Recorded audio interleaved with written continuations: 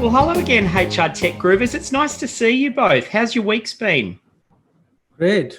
Pretty good. Good. Has that storm just passed over where you are?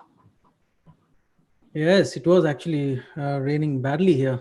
It has. It's same with me. It's for those of you who are watching, we're based in Melbourne, so hopefully you've avoided some of the torrential rain we're having at the moment here. How about you, Jane? Is it all good where you are, or?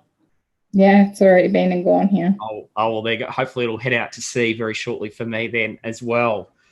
So listen, we had our next topic for us to talk about was team project structure and obviously team formation. And I think with a lot of HR technology projects in particular, organisations often find themselves needing to stand up a project team, and a lot of thought then needs to go into what's the right structure to support that project, which should include consideration for not only the internal project team, but also the steering committee to make sure that there's the right governance model to actually clear a path for success for the project. Sam, but I just wanted to sort of maybe start with yourself. So I know obviously at the moment you're working, what we'd call client side at the moment, but you've also worked in the consulting space. And I guess if an organisation was starting to give some consideration to this space, what are some of the things that you'd encourage them to think about as a key input to the business case? Thanks, Josh. Great to be back again with you and Jane. Look, this topic we could probably chat entire day and will not get over on the whole team structures. I think for me, a resource model involves an understanding, Josh, about roles and responsibilities, getting the right mix of internal and external team members in the project team, and as well as companies doing the, as you mentioned about business case, companies doing the due diligence at the business case to come up with that right mix, and as well as understand what the roles and responsibilities are. And I'll give two quick examples. So for example, the subject matter expert role, which generally we see that an internal HR business partner or HR lead takes that role in the project. But look at the learning curve for this SME role. I mean, she has to probably take up a new product learning, be hands-on in the product, as well as at the same time make decisions on the design in the product, which will suit the company's requirements. It's a big, tough ask. And if you look at the timelines, it's pretty tight to be able to come up with that. Jane was fantastic, and I just had to say that. And the next thing was another example I have is the project manager role. While we are saying subject matter experts, we generally see as an internal role, but project managers, why I feel that it's probably higher element of success is there with an external person is because the role has progressed so much over the last 10 years. We had a waterfall approach, a few years back. Now our projects are all a mix of agile and waterfall, and the timelines are so tight. Then we have the scope thing that has to be rightly balanced. You can't just plan payroll and HR and finance together in 4 months, and we know what the result is in those cases. So the PM is a role where the person has to be constantly 4 to 8 weeks ahead of the project plan. There is no, you can't just be catching up at any point because the project is so fast running. So in terms of PM, again, a huge call out to Diane Duncan from Workday, from whom I have actually learned a lot of this project principles. She was showing me the project plan itself and how to plan things. And, we have all had mentors, and, she's really one person I've looked up to for the project delivery part. And so quick recommendations from my side, to get that resource planning in place for customers. Please brainstorm with your vendor and understand what the roles and responsibilities are for each project role. And they are very, keen to also share these structures with a company who is planning for a business case. And then the companies I've seen, they also do reference calls or with calls with other companies like, Josh, you would have probably attended some of those ones where, you are sharing how your structures are and what's the lessons learned from your project. So new customers can learn so much, by talking to existing customers. And lastly, I just feel that there is no one model that fits all. I wish there would be, but the company size, the scope, the timeline, the budget all play a role in guiding how that team looks like. But whenever a team is heavily skewed towards internal or heavily skewed towards external, I'll be just brave enough to say that that's a recipe of a little bit in a dangerous territory to have heavily skewed teams on either sides. So yeah, that's it from my side. Thanks, Josh. That's really great, Sam, and I completely agree around that right skills mix, especially when it comes to those internal resources. I think it's really pertinent when you start out your project to really understand what the skill sets are in your internal teams and how you're really going to supplement those with those external resources. I know when I was leading the Workday project, I had not seen or worked with Workday before.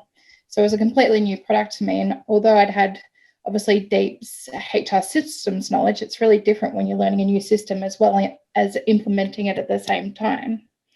So I made sure that, I really heavily partnered with our functional consultants for our implementation partner. I'd sit with them after, we do our workshops to actually understand how they're configuring the system and, how they address some of the questions that came up during those sessions. I think doing that and making sure you're going to have that internal capability is really going to set you up for success when you go live, because there's not going to be so much, reliance on those third-party supports for you, and you're going to have that internal capability to be able to support your system. I think the second thing too, and this really depends on obviously the size of your project as well. You may have internal resources that may be double or triple hatting throughout the process. And I think it's something to be really aware of, especially if you've got a project that's going over a long period of time, to make sure that those resources are actually not getting burnt out. So how can you create space within your project to give those people, some time outside of the project to make sure that they're getting refreshed and coming in with new ideas and things like that? Or maybe you're looking at other resources that you can sub in and sub out. And that's another thing too. If you are subbing in, subbing out, you're actually getting a lot more exposure to your internal teams as well. Just depends on obviously if you have that many internal resources that you can sub in and sub out. Just another way of, trying to avoid that burnout. I'm really glad you touched on burnout, Jane. Someone said to me once, remember, Josh, it's a marathon, not a sprint. And I think you're right. In a lot of these long projects, it's they're long burn and they're not short little sprints, and that burnout and fatigue factor is really really relevant, I think, in terms of that. And I think, Sandy, you've raised some really good points as well in some of those considerations, and yeah, lots of really good stuff in that project team setup and some considerations. I want to move us on to the steering committee piece, because I think that is also another integral part of the project. And I think it's often one that I think can be overlooked for a number of reasons. And I think, which is a real shame, because it's a real critical enabler for the project. I think in my experience from a consulting as well as client side, I think sometimes there's perhaps not enough consideration given to the right skill mix of that team. And so, for example, some organisations perhaps might heavily skew it towards, say, only having IT resources and perhaps not having the right blend and balance of, say, business resources, whether that be HR or payroll or finance, depending on the type of implementation, or a hybrid of all three. And I think some of the times, it's really important to make sure you get that balance right and actually you put some consideration into that. Josh, do you actually think there's an exact model that works for the steering committee? It's a really interesting question, Jane, and I'd love to say yes, but I actually don't think it's that simple, unfortunately, because I think, like we've talked about so many times, it really depends, and organisational size and complexity, comes into it. And, Jane, even if I think about our experiences together, sometimes depending on even the project type that we were doing as to what the right mix looks like. Regardless of the actual project and the piece, go back to the basics of doing some things like a skills matrix and starting to look at things like, what are the right sort of skills that I want to have on that steering committee that will help set me up for success? So whether that be, have we got the right sort of people that understand solution architecture, vendor management, cyber security? I mean, that's a big one as well in today's model, in today's world. But equally, from a HR perspective, if it's a HR system, do we have the right sort of level of engagement at that level from a HR strategy perspective? To be able to ask those right questions to make sure that we're delivering value against the strategy.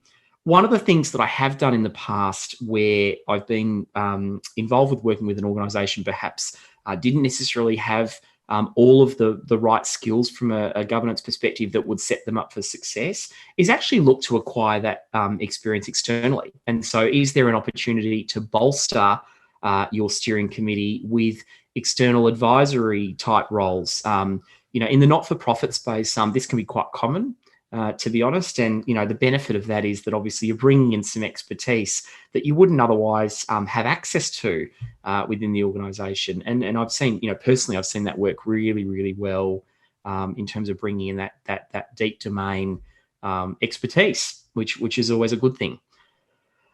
There's lots we could talk about on this, Groovers, but I think we said that we were going to sort of leave it there and call that a bit of a wrap.